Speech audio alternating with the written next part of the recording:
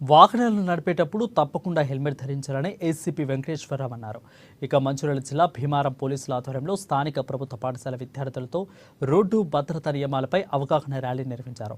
వాహనదారులు తప్పనిసరిగా వాహన ధృవీకరణ పత్రాలు, లైసెన్సులు, ఇన్సూరెన్స్ పత్రాలు కలిగి ఉండాలని ఏసీపీ తెలిపారు. డ్రైవింగ్ లైసెన్సులు లేకుండా ఉండి ఏదైనా ప్రమాదం జరిగిన సమయంలో ఇన్సూరెన్స్ వర్తించదని అన్నారు.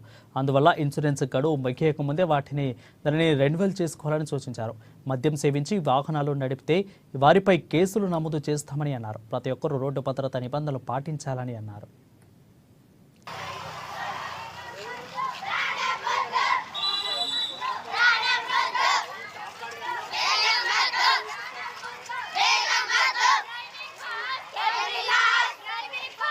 రోడ్ అవేర్నెస్ ప్రోగ్రామ్ ర్యాలీ తీయడం జరిగింది.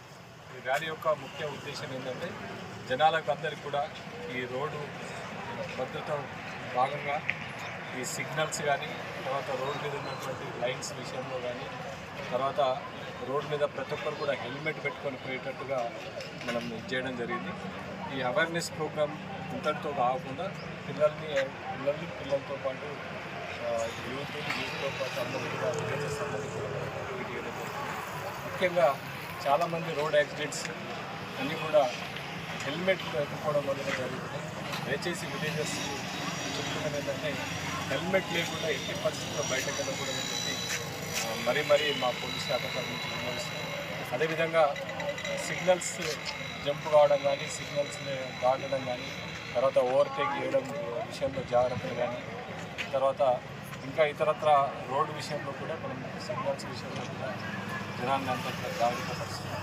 ఇందులో ప్రజలంతా కూడా భాగస్వాములై మీరంతా కూడా క్షేమంగా ఉండాలని చెప్పి ఇంటికి బయటకు వెళ్ళి సురక్షితంగా ఇంటికి పోవాలంటే దేవుడితో పాటు మనం హెల్మెట్ని కూడా